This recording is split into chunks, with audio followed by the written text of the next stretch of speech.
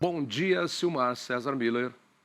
Muito bom dia, meu caro Otávio. Bom dia aos nossos amigos do Terra Viva. Bom início de semana para todos nós. Para todos nós, com muito sol, tempo bastante seco, e o Biden não aguentou o tranco, roeu a corda lá, também não tinha nem como segurar, né? Mas a Kamala Harris não é uma unanimidade entre os democratas. Portanto, o bololô continua. Aliás, é um caso único essa eleição dos Estados Unidos. Daqui a pouquinho a gente comenta, para não perder a atualização aí.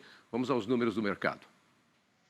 Vamos lá, Tavinho. Pois é, a questão aí do Biden acaba de refletir no mercado, inclusive, positivamente. A gente vai comentar um pouco mais. O fato é que o dólar está caindo, em boa parte por conta disso, 0,7% nesse momento, cotação da moeda americana, R$ 5,57. Acompanha o próprio mercado internacional, onde as bolsas sobem e o dólar cai. Índice Bovespa na B3 também estava operando agora há pouco, com leve alta de 0,1%. Petróleo em queda, um ponto percentual, 81 dólares e 80 centavos o barril, do tipo Brent, que é aquele que é referência também para o nosso da Petrobras. Mercado de commodities agrícolas, começando de forma positiva. O mercado de grãos essa semana, soja com forte alta, teve perdas na semana passada, agora o mercado se recupera, em boa parte o pessoal aproveitando que o preço está baixo, está voltando para o lado comprador. Então a soja sobe bem na Bolsa de Chicago nesse momento, 2,4% de valorização nos contratos com vencimento mais próximo. Milho também sobe em torno de 1,5%. Trigo abriu o dia em alta, agora cai um pouquinho, 0,3%. Na Bolsa de Nova York, alta do algodão, 0,2%. Café na contramão está caindo, 0,2%. O arábica. O açúcar com queda também, 1,8%. O suco de laranja também cai, 0,9%. Cacau é a grande exceção do dia, aqui, com forte alta de 6,8% na Bolsa de Nova York. E o boi gordo no mercado futuro da B3 com leve queda de 0,3%. Tavinho, esse é o retrato do mercado nesse momento. Bom, Silmar, vamos então já direto, já que a saída do Biden já mexeu com o mercado. Nós temos aí um volume muito grande de doações de democratas que estavam contra o Biden, já são 265 milhões de reais, pelo que eu vi ali em destaque em uma das manchetes que eu li, e realmente tinha muita gente contra o Biden que, sei lá, tá em idade avançada, confuso, para enfrentar o Trump, que é um, como é que é? É uma tropa de choque, né? Fica meio difícil para um velhinho, um senhor ponderado como é o Biden, educado e tal, enfrentar um cavalo de batalha como é o Donald Trump. Mas não sei, não estão aí fechados com a Kamala Harris. Ela ganha apoio dos democratas, mas também nem o Barack Obama, que foi 2 vezes presidente americano, acha que tem que ser a Kamala Harris. O que você me diz dessa situação? Pelo menos a saída já era prevista. Agora, quem vai para o lugar? Sei não. Não, quem apoiou foi o Bill Clinton. O Barack é contra, porque pelo menos não se manifestou ainda. Pelo Contra. menos as notícias que a gente tinha até ontem. Está com um ponto de interrogação. O Barack Obama não se pronunciou, pelo menos até a noite de ontem, enquanto o Bill Clinton e a esposa deram apoio à Kamala Harris. Bom, o fato é o seguinte: há um certo alívio com relação à renúncia do candidato do presidente atual, que é Joe Biden, mas ainda um grande ponto de interrogação pela frente, em dois sentidos. Primeiro, Biden continua até o fim do mandato, ou seja, cria-se toda uma insegurança com relação ao comportamento dele nos 6 meses que faltam ainda para a posse do futuro presidente, seja quem for. Estamos recém no mês de julho, né? Então tem meio ano pela frente ainda de governo Biden. Ele não mostrou disposição de renunciar ao governo, renunciou à candidatura para disputar a próxima eleição.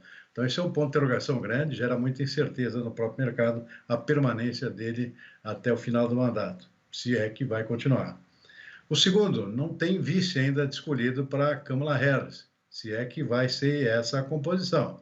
A convenção do Partido Democrata ainda não aconteceu, é agora em agosto, pode virar tudo, pode nem ela ser candidata. Por enquanto está tendo apoio, até uma sensação de alívio, que parece, pela desistência de Joe Biden, mas a convenção não aconteceu ainda, acontece em agosto, pode haver uma reviravolta, inclusive ela saindo da disputa, ou ainda outra ponto de interrogação é quem é que vai ser o candidato a vice-presidente se Kamala Harris for confirmado. Ou seja, são vários pontos de interrogação que ainda surgem pela frente. A incerteza, ao contrário de diminuir, eu diria que até aumentou um pouquinho, tá vendo? Eu também acho, mesmo porque, você mesmo já disse, nós estamos vendo aí, a Kamala Harris não é uma unanimidade entre os democratas, mas ela também surgiu como vice do Joe Biden, eu me lembro na época da eleição, porque muita gente especulou que ele já estava com uma série de problemas de saúde em idade avançada naquela época e que, em caso de uma eventual saída dele por problemas de saúde, a Kamala Harris seria uma boa substituta. Então, ela já veio meio que com um pé atrás, meio que como uma muleta, digamos assim, mas garantiu a unanimidade dos democratas naquela eleição. Unanimidade não, deve ter gente contra, sempre tem um ou outro. Mas agora a corda roeu.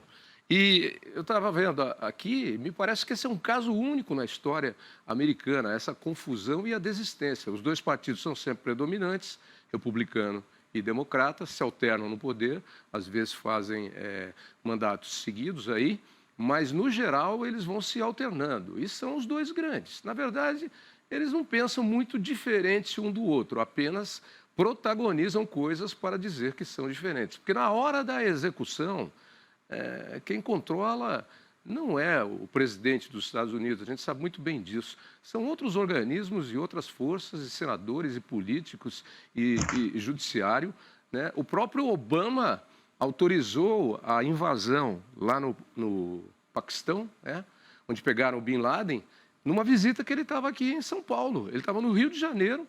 Daqui pediram para ele a ordem, olha, achamos o homem, Bin Laden, vai. Daqui ele deu, vai, e acharam o Bin Laden, né? Então, a gente vê que o governo americano ele acaba controlando os seus presidentes, seus governos. Portanto, eu acho que o Biden não vai sair, porque ele vai continuar nesses 6 meses. Porque a questão não é o governo do Biden. Isso aí já foi comentado e analisado várias vezes. 6 meses a mais, várias vezes. 6 meses a mais, 6 meses a menos, não vai mudar nada. A questão é o Biden vencer o Trump nas próximas eleições. Esse é o senão. Que é muita incerteza ainda pela frente, né? Especialmente com relação à própria candidatura que sobrou, né? Que é de Kamala Harris, que é a atual vice-presidente dos Estados Unidos. Ela não é muito popular, não mostrou grande aptidão nova, algo espetacular no seu mandato como vice até agora. Ainda é um grande ponto de interrogação a capacidade administrativa dela, inclusive política, em termos nacionais. Ou seja, é um grande ponto de interrogação por enquanto. Mas é a atual vice, então tem essa credibilidade e é a candidata natural, né? Ou seja, o presidente renuncia, ela é a candidata natural dos democratas. Mas não vai ser unanimidade, não. Então tem muita coisa ainda que pode acontecer até a convenção. Se ela continua efetivamente na cabeça de chapa, ou vai como vice, ou depende ainda de toda a receptividade de quem vai ser escolhido como vice dela, caso ela continue. Ou seja, são vários se, né? E quando isso vai acontecer. Portanto, incerteza continua. Na minha opinião, a coisa não está muito calma ainda, embora exista esse alívio aqui com a renúncia de Joe Biden. Zé, e a mulher do Obama chegou a ser citada, e aí eu fico perguntando para você, já imaginou se sair uma chapa de 2 mulheres? Eu acho praticamente impossível isso nos Estados Unidos. Kamala Harris e Hillary Clinton, ou Kamala Harris e a mulher do Obama? Hã? Não sei não, hein? Sem contar que vão surgir outras questões, né? Que é o fato dela, na verdade, nem é americana, pelo que eu me lembro, ela nasceu em outro país, né? Se não me engano, na Índia, não me lembro. Tem isso, o fato de ser negra, né? Ou seja, mais um ponto de interrogação, num país que é muito racista ainda, tem. Então, tudo isso também pesa bastante, né? Então, vai depender muito de quem que ela escolher para vice, por exemplo. Possivelmente vai ser um candidato branco, né? Homem, possivelmente. Dá para contemplar as diversas correntes aqui, inclusive não só regionais, né? Mas também étnicas dos Estados Unidos, que tem uma composição étnica muito complexa. Vamos aguardar, eles que se resolvam lá. Vem cá, por aqui chama a atenção aí do caso de Newcastle, a suspensão das exportações de carne de frango, já anunciada providencialmente e rapidamente. Você disse que os prejuízos seriam enormes para o Rio Grande do Sul, mas um dos destaques do nosso, acho que a manchete do nosso Terra Viva aqui, diz que parece que não serão tão grandes assim os problemas e as quebras de receita por conta dessa suspensão temporária. Queria ouvir você. Não, os prejuízos são enormes, são imediatos, né? Isso já era previsto aqui que isso ia causar realmente uma suspensão das exportações. Qualquer paralisação de um dia num setor dinâmico como esse afeta a economia no estado que está quebrado já por conta das enchentes, né? Então, claro, é extremamente ruim esse episódio. A boa notícia é que possivelmente vamos ter aqui um encurtamento, talvez, dessa suspensão, o fato que por enquanto está tudo parado, né? Talvez um encurtamento pelo fato de não ter sido encontrado nenhum novo foco.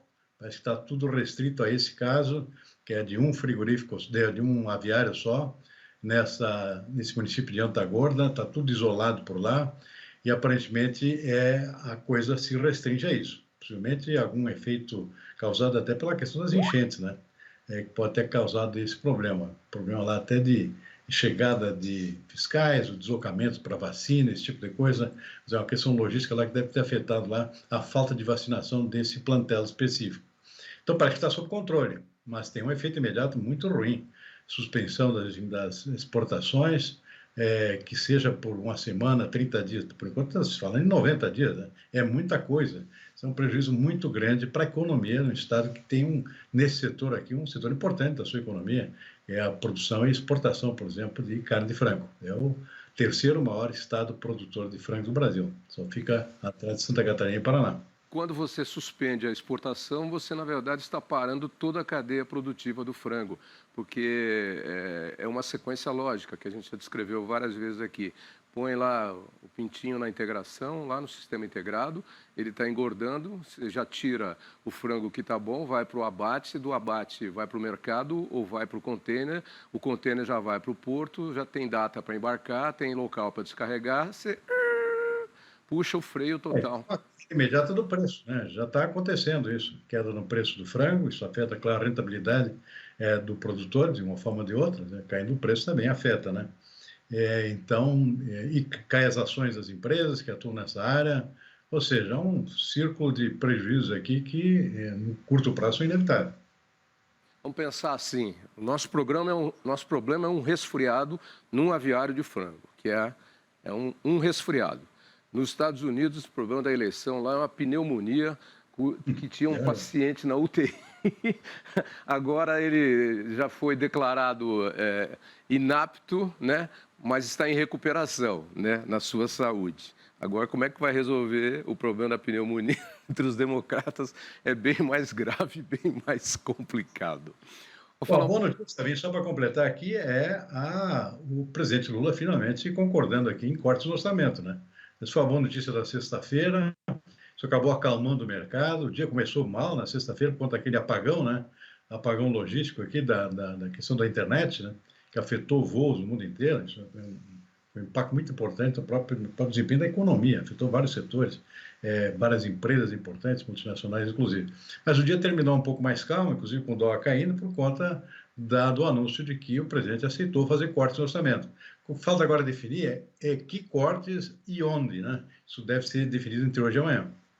Pois é, e sobre esse apagão cibernético aí da última sexta-feira, ainda muitos pontos de interrogação. Afinal de contas, era uma gigante protetora contra hackers e insegurança de empresas e de internet de modo geral, e que fez lá uma adaptação no seu programa, logicamente para melhorar o controle, mas que derrubou todo mundo, o mundo inteiro. Então, nas mãos de quem nós estamos com a nossa segurança cibernética?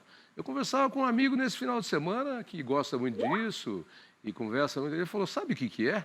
É que hoje as pessoas fazem sem ter um plano B ou um plano C, o plano 2 e o plano 3. Avião roda com 3 computadores, ele me falava. E é verdade, se falha o primeiro, tem o segundo, e se falha o segundo, entra o terceiro em ação. É um sistema combinado, né? E aí faltou uma segunda opção. Gente, e se der errado, a gente corre para onde? Não, a gente reverte, não, a gente não sei o quê. Não, caiu a casa, caiu o mundo, de quem justamente tinha que tomar conta da nossa segurança. O que é isso? É o vigilante que deixa o ladrão, o bandido entrar? Que negócio é esse? Ué, não é rápido o conserto desse problema todo, hein? Porque tem que ser manual, né? Ou seja, você põe lá no modo É aquele modo lá que a gente usa, eu não me lembro o nome agora, na internet, ou seja, você tem que atualizar manualmente cada computador das redes afetadas.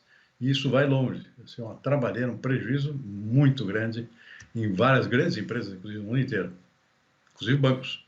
Inclusive bancos. Só para fechar, fala-se muito da IA, a inteligência artificial, mas ela não pode resolver esse problema, porque esse problema não existia e a IA só trabalha com as informações previamente imputadas ou embutidas no seu sistema. Como isso não existia, ó, ia para cá, ia para lá, na verdade é que nem mineiro, ia para lá ou ia para cá, mas não ia para o lado certo, que tinha que ir, e não foi para o lado certo. Então, a IA está sendo questionada neste momento. A inteligência artificial, que de inteligência, na minha opinião, não tem nada. É um pau mandado. Vai me lembrar o Claudio Mira, aquele jogador do Inter, né, que foi explicar uma jogada dele. Eu fiz que fui, mas não fui, eu acabei fundo. Lembra? Então é isso, a IA, os nossos protetores aí, como é que o Claudio falou?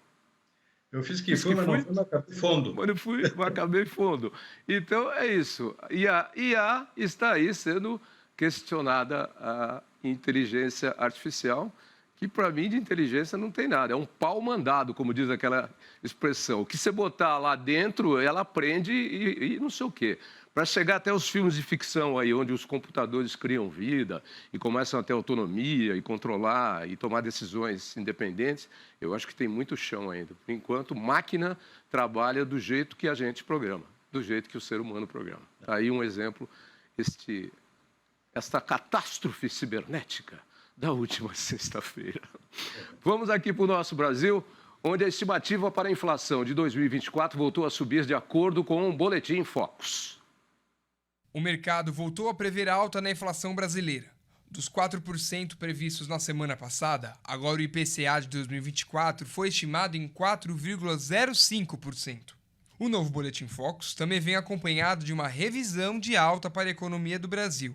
O PIB nacional saiu de 2,11% e alcançou 2,15% na nova previsão. A taxa Selic continua prevista em 10,5% ao ano e a movimentação da balança comercial do Brasil em 82 bilhões de dólares, como no relatório da semana passada, divulgado pelo Banco Central. Bom, Silmar, segue a comitiva aí, né? Por enquanto vai indo no mesmo caminho. O crescimento da expectativa da inflação, né? Ou seja, cada semana o pessoal está aumentando a expectativa para o final do ano, agora se fala em 4,05%, mais 0,5% em relação ao que se estimava na semana passada. E a consequência, isso como é consequência do próprio crescimento da economia. O pessoal está um pouco mais otimista com o crescimento da economia, agora se prevê aqui um crescimento de 2,15%, mas acaba gerando inflação, ou seja, é a consequência da própria aceleração econômica. E, como consequência, a terceira consequência é a manutenção da taxa de juros bastante elevada, aqui em 10,5%, sem nenhuma perspectiva de redução até o final do ano. Ou seja, pode até aumentar um pouco mais, dependendo de como é que o Banco Central está interpretando esse aquecimento da economia, que é inflacionário, como sempre acontece quando a economia começa a ficar mais aquecida. Então, taxa de juros segue elevada, aparentemente não tem nenhuma possibilidade de recuo para este ano também. Pois é, vamos dar aí o comportamento do mercado e da economia com essas novas decisões aí do governo do presidente Lula, que finalmente acatou cortar gastos, né? Vamos aguardar aí e ver o que acontece. Olha, Silmar, João Caires, que nos coordena ali do outro lado, na nossa house mix ali, na nossa mesa, todos os dias ele escreve uma frase assim, para não esquecer. Ele fala: me admiro da capacidade desses dois de não combinarem assunto nenhum e conseguirem conversar sobre tudo.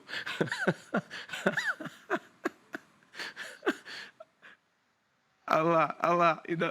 E ele falou, mesmo quando está fraco de notícias, vocês conseguem levantar notícias. É um negócio impressionante, o João falou. Ei, Silmar. É tempo de serviço, né? Tempo de serviço. Muito bem, também conhecido como experiência de profissão. Silmar, vamos fazer o tempo de serviço de hoje, porque amanhã tem de novo, tá bom? Uma ótima semana para você que está só começando e até amanhã. Combinado, Tavinho. Boa tarde e até amanhã.